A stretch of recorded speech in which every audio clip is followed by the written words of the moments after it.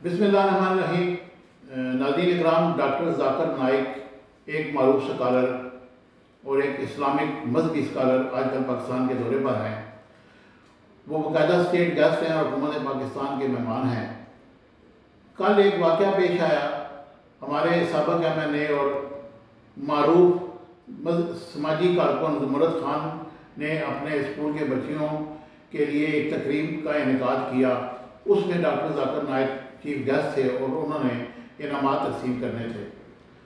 اب ہوا یہ کہ جب انہوں نے انعامات تقسیم کرنے کی تقریب شروع ہوئی تو ڈاکٹر ذاکر نائک کو کہا گیا کہ آپ نے شیلڈ دینی ہے۔ جیسے ہی وہ بچیوں کو پکارا گیا باری باری، وہ جب اسٹیج پر آئیں تو ڈاکٹر ذاکر نائک نے بچیوں کو شیلڈ دینے سے انکار کر دیا۔ اور وہ بچیوں کی عمریں کتنی تھی؟ 10-12 سال کی بچیاں تھیں، چھوٹی چھوٹی، 5ویں-6ویں کی میرے خیال اسٹوڈنٹ ہوں گی۔ تو ڈاکٹر ذاکر نائک صاحب ان کو وہیں چھوڑ کر اور وہ اسٹیج سے اتر گئے۔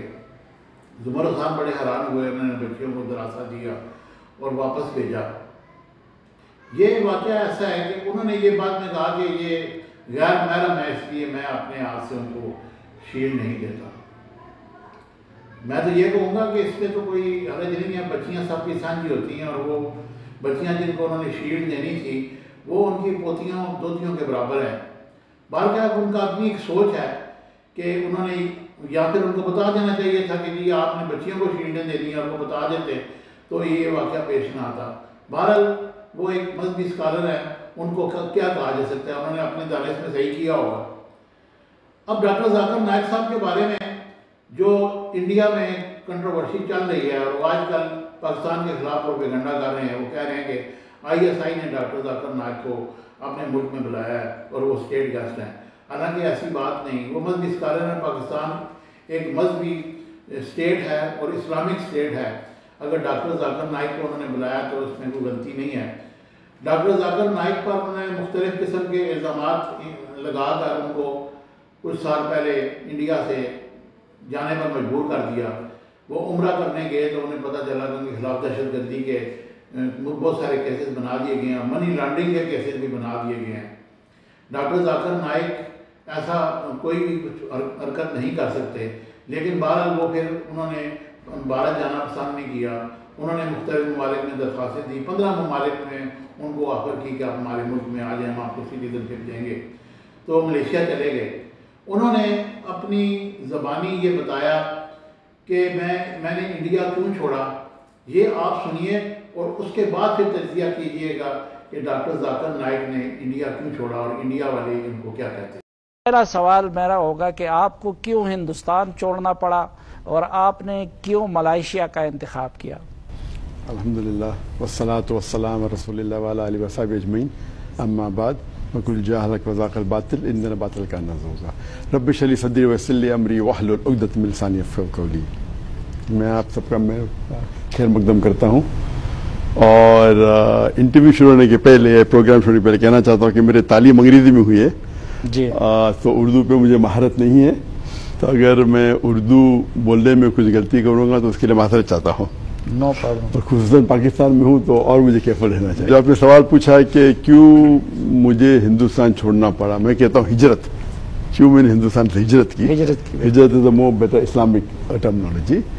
الحمدللہ اللہ کے فضل سے، اللہ کے مدد سے، جب میں دعوتی کام شروع کیا دیدار صاحب سے متاثر ہونے کے بعد 1991 میں، اور الحمدللہ اللہ تعالیٰ نے کافی قبولیت دی، اور اللہ کی مدد سے الحمدللہ کافی غیر مسلمان اسلام قبول کر رہے تھے۔ اللہ ان کو ہدایت دے رہا تھا۔ تو کیونکہ کراؤڈ بڑھ رہا تھا، جب بھی ہم پروگرام کرتے تھے تقریباً 25% غیر مسلم ہوتے تھے، اکثر ہندو۔ تو اگر 1 لاکھ کا مجمع ہوتا تھا تو تقریباً 25,000 غیر مسلم، اکثر ہندو۔ جب 10 لاکھ کا مجمع ہوتا تھا تو 2.5 لاکھ ہوتے تھے غیر مسلم، الحمدللہ۔ اور اکثر جو غیر مسلم میرے پروگرام دیکھتے تھے اکثر میں سے متاثر تھے، مور دین 95%۔ کچھ مشدد ہوتے تھے جو شدت پسند تھے، شاید مجھ سے خوش نہیں تھے۔ تو کیونکہ غیر مسلم مجھے چاہنے لگے، اور آپ دیکھیں میرے پروگرام میں کئی ہندو کہتے تھے کہ میں 40 سال کا ہوں، جو مجھے ہندوازم کے بارے میں پتہ نہیں تھا، ذاکر بھائی کے لیکچر سننے 2 گھنٹے میں ہمیں اور نالج ملی بنسبت جو 50 سے 40 سال میں ہم نے زندگی میں نالج حاصل کی ہندوازم کے بارے میں. تو اگر ہندو مجھے نہیں چاہتے تھے تو شاید گورنمنٹ کو کوئی تکلیف نہیں ہوتی تھی.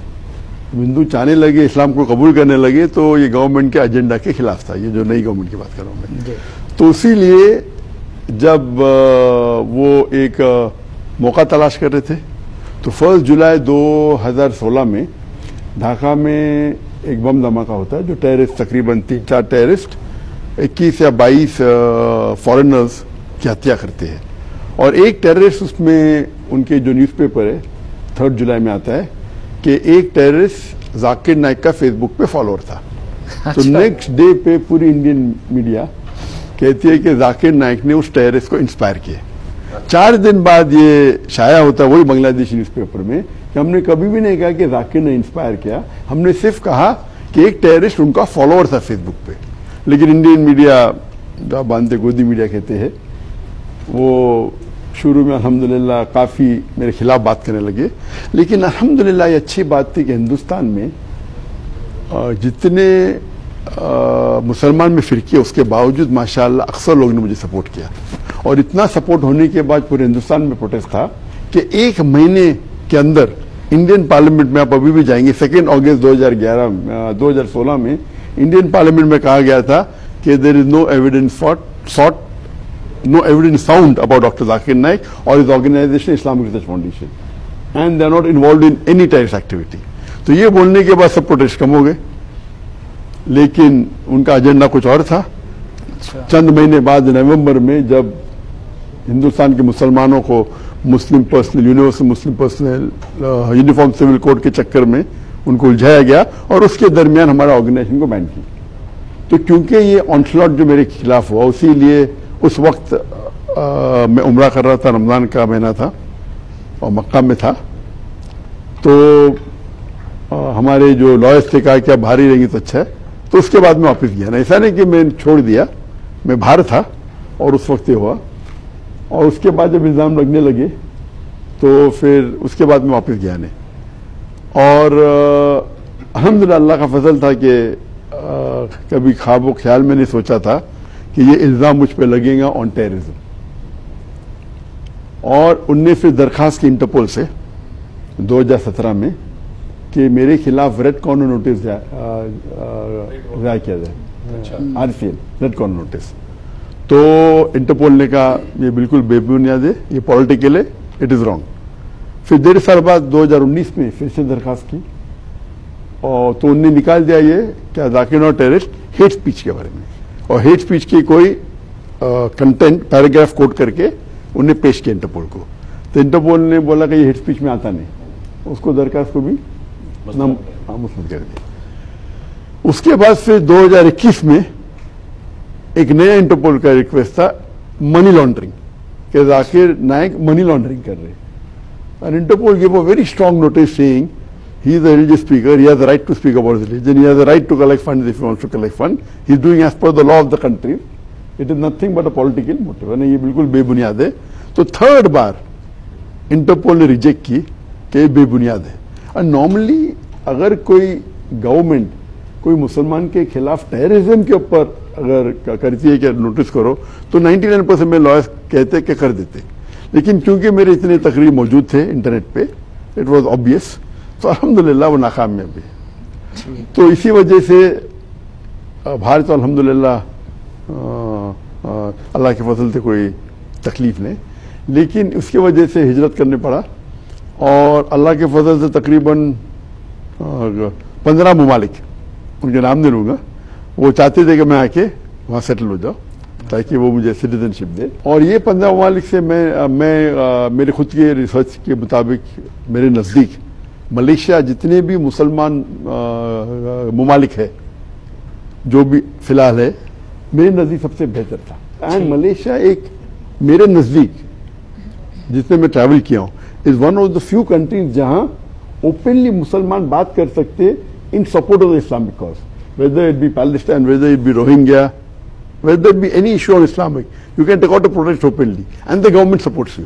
ڈاکٹر صاحب آپ کی بڑی فالوئنگ ہے پاکستان میں بھی, ملیشیا کی تو بڑی صفات آپ نے بتائی. پاکستانی بڑے لارج ہارٹیڈ ہے. پاکستان میں بھی جتنا عرصہ رہیں گے تو وسیع القلبی کا مظاہرہ انشاءاللہ آپ کو ضرور ملے گا. ادیان کا تقابل آپ کا جو ایکسپرٹیز ہے, ایک ڈاکٹر صاحب ہم اکثر پڑھتے ہیں سیمول ہنٹنگٹن کی تھیوری ہے کلیش آف سیولائزیشن, اور اس کے عملی مظاہرہ بھی اب دیکھ رہے ہیں. آپ نے اپنی گفتگو میں فلسطین کا ذکر کیا, لگ بھگ 1 سال ہونے والا ہے فلسطینیوں کا قتل عام ہو رہا ہے اسرائیل کی جانب سے, اور اب لبنان اور یمن بھی اس کے زد میں آ گئے ہیں. جاننا میں چاہوں گا کہ انہیں تو مغربی ممالک کی پشت پناہی حاصل ہے, اسلامی دنیا کی جانب سے بھی مذمت ہوتی ہے. ایک عام مسلمان جو یہ جینوسائیڈ کو ہوتے ہوئے دیکھ رہا ہوتا ہے وہ کیا کر سکتا ہے کہ اس کو روکا جا سکے, کیونکہ ان میں ایک فرسٹریشن پائی جاتی ہے, بے چینی ہے, مایوسی. اور مسلمان کیا کرنا چاہیے اس سچویشن میں, اس کے اوپر میں تقریر کی ہوں,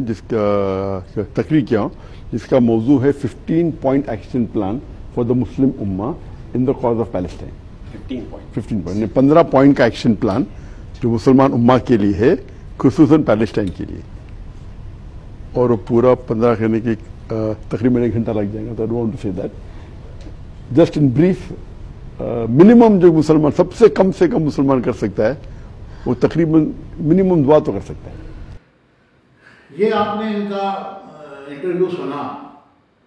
ناظرین اکرام, ڈاکٹر ذاکر نائک کو بھارت میں کس لیے ناپسندیدہ قرار دیا اور کیوں ان کو مجبور کیا کہ وہ بھارت کو چھوڑ دیں؟ اصل میں ان کے جو لیکچر تھے وہ انتہائی دل کو لگنے والے تھے.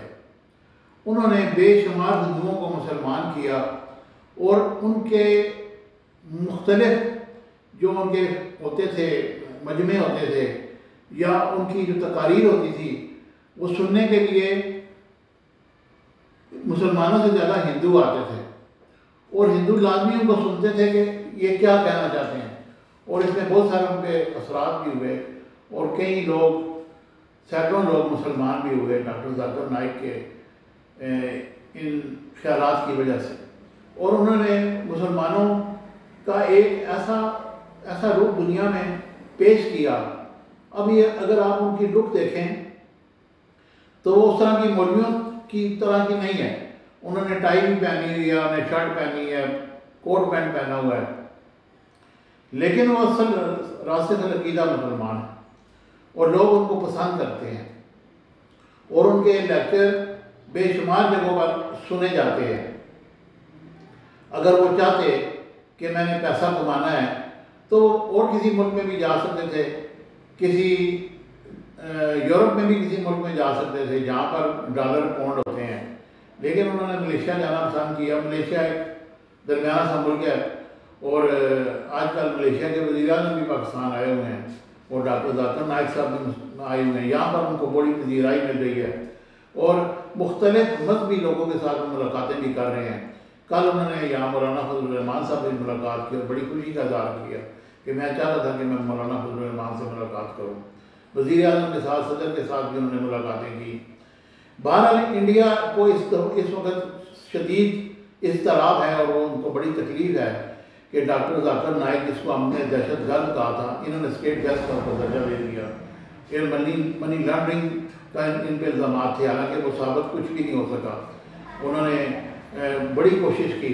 بہرحال ڈاکٹر ذاکر نائک ایک مذہبی اسکالر ہیں, اور ان کی ہم نے پذیرائی کرنی ہے, ہم نے ان کو بڑا مقام دیا ہے. مجھے امید ہے کہ میری یہ ویڈیو آپ کو پسند آئے گی.